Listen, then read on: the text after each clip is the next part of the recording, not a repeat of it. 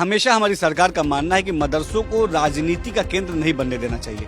मदरसा शिक्षा डिलीवर करने के लिए बनी है और उसका जो मूल भावना है शिक्षा डिलीवर करना, उस भावना को हमेशा हमने मजबूत बनाने का काम किया। समाजवादी पार्टी को एक सिरे से नकारने का काम हमारी जनता ने किया है और जिस तरीके से समाजवादी पार्टी का ग्राफ लगातार 14, 17, 19, 22 में गिरा। मदरसा एक्ट को लेकर के सुप्रीम कोर्ट ने अपना फैसला सुरक्षित रख लिया है, तो वहीं उत्तर प्रदेश सरकार ने इसका समर्थन किया, लेकिन कुछ मौलिक अधिकारों के हनन वाले प्रस्तावों को रोककर। हमारे साथ बात करने के लिए उत्तर प्रदेश सरकार के अल्पसंख्यक कल्याण मंत्री दानिश आजाद अंसारी हैं।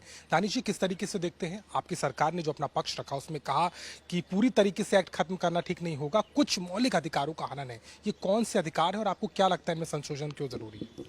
देखिए, उत्तर प्रदेश की हमारी योगी सरकार ने हमेशा मदरसा शिक्षा की बेहतरी के लिए, अल्पसंख्यक समाज के नौजवानों के बेहतर तालीम के लिए, क्वालिटी ऑफ एजुकेशन डिलीवर करने के लिए काम किया है। खासतौर पर अगर बात मदरसों की जाए तो 2017 से लेकर अब तक हमारी योगी सरकार ने हमेशा मदरसों की तस्वीर और तकदीर बदलने का काम किया, उसको सकारात्मक तरीके से सुधार लाने का काम किया। बेशक मदरसे में पढ़ने वाला बच्चा दीन इस्लाम पढ़े, अपने रिचुअल्स है उसको जाने, लेकिन आधुनिक जो भारत है, आधुनिक जो दुनिया है, उससे भी उसका तालमेल होना चाहिए, उसके साथ भी उसका कदम ताल होना चाहिए।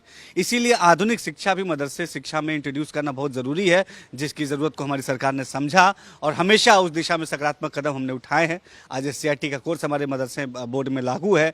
जो हमारे एडेड मदरसे हैं, जो सरकार द्वारा जिनको सहायता प्राप्त होती है, वित्तीय सहायता प्राप्त होती है, उनमें भी हमने आधुनिक शिक्षा को इंट्रोड्यूस किया है। दीन इस्लाम के साथ साथ हमारे मदरसे का बच्चा आधुनिक शिक्षा लेगा तो निश्चित तौर पर अपने देश को, अपने प्रदेश को नई ऊंचाइयों पर ले जाने का काम करेगा। इसको लेकर के आप लोग पहले भी कार्रवाई कर चुके हैं, बाकायदा आपने एक आंकड़ा जुटाया था, कितने मान्यता है, कितनी नहीं मान्यता है, क्या वहाँ पर हो रहा है।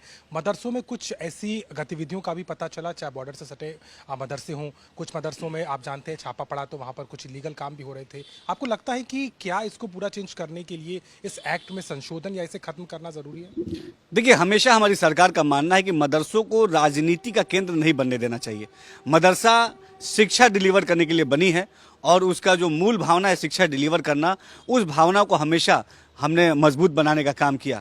मदरसा में अच्छी शिक्षा मिले, मदरसा में क्वालिटी ऑफ एजुकेशन मिले, मदरसे का जो बच्चा है वो अच्छी शिक्षा लेके अपने करियर में, अपने जीवन में आगे बढ़े, ये हमारी सोच रही है। मदरसों के माध्यम से बेहतर तालीम अपने नौजवानों को हम दें, इसके लिए हमने हमेशा ईमानदारी से काम किया है। आज उसी का परिणाम आप देखिए कि उत्तर प्रदेश के जो हमारे मदरसे हैं, 16,513 जो हमारे मदरसा बोर्ड से मान्यता प्राप्त मदरसे हैं, वो हमेशा लगातार डेवलपमेंट की तरफ आगे बढ़ रहे हैं। वहाँ पे हमने स्पोर्ट्स एक्टिविटी इंट्रोड्यूस की है, वहाँ पे आर्टिफिशियल इंटेलिजेंस की पढ़ाई हम कर रहे हैं। उन मदरसों में पढ़ने वाली जो बच्चे और बच्चियाँ हैं, उनके अंदर अगर आप जाएंगे वहाँ पे तो देखेंगे कि कॉन्फिडेंस एक आया है।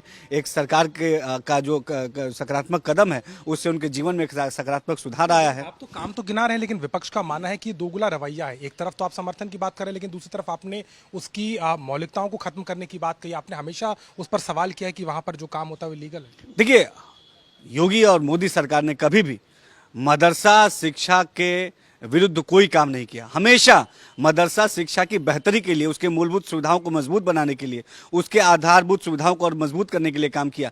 ये समाजवादी पार्टी और कांग्रेस पार्टी के लोग हैं जो मदरसे के ऊपर, मुसलमानों के ऊपर, मुस्लिम नौजवानों के ऊपर राजनीति करते हैं, अपनी राजनीतिक रोटियां सेकते हैं। हमने ईमानदारी से कहा, हमारी मोदी योगी सरकार ने, कि हमारे मुस्लिम नौजवानों को अच्छी शिक्षा मिलना, अच्छा तालीम मिलना, ये उनका अधिकार है और निश्चित तौर पर मदरसा शिक्षा के बेहतरी के लिए जो भी कदम उठाया जाना चाहिए, हमारी सरकार ईमानदारी से उन कदम को जरूर उठाएगी। चलिए, एक सवाल इस तरह और कर लेते हैं। आज अखिलेश यादव का जन्मदिन मनाया जा रहा है, उनके कार्यकर्ता पोस्टर लगा रहे हैं 27 में सत्ताधीश। आपको लग रहा है किस तरीके का माहौल समाजवादी पार्टी जो बना रही है? देखिए, समाजवादी पार्टी को एक सिरे से नकारने का काम हमारी जनता ने किया है और जिस तरीके से समाजवादी पार्टी का ग्राफ लगातार 14, 17, 19, 22 में गिरा, तो आप ये महसूस कीजिए। और 24 में जिस तरीके से जनता को गुमराह करके, उत्तर प्रदेश की जनता को गुमराह करके समाजवादी पार्टी ने उत्तर प्रदेश की जनता के भावनाओं के साथ खिलवाड़ किया, ये जनता देख रही है। तो समाजवादी पार्टी ने हमेशा जनता के भलाई के लिए कभी काम नहीं किया। हमेशा जनता का अहित करना, जनता को मूल मुद्दों से भटकाना, जनता को विकास के मुद्दों से पीछे ढकेलना, ये समाजवादी पार्टी का असली कैरेक्टर, असली चरित्र है। और निश्चित तौर पर मुझे लगता है कि समाजवादी पार्टी का असली चेहरा आज समाज के सामने बेनकाब हो चुका है। आखिरी सवाल है उपचुनाव को लेकर कि अब 2 से 3 दिन बचे हैं, लेकिन अभी तक प्रत्याशियों का नाम नहीं आया। समाजवादी पार्टी और विपक्ष कहता है कि क्या अभी तक तैयार नहीं, बीजेपी सीटों को लेकर के अभी तक तय नहीं हो पाया? देखिए, भारतीय जनता पार्टी जो उपचुनाव है उत्तर प्रदेश में, पूरी मजबूती के साथ लड़ेगी भी और आप देखिएगा हम ऐतिहासिक मतों के साथ जीत भी हासिल करेंगे।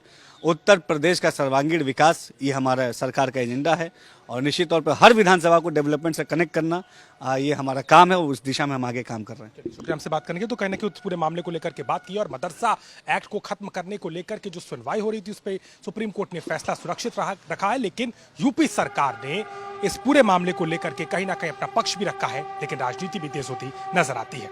लखनऊ से कैमरामैन रोहित के साथ अभिषेक मिश्रा, आज तक।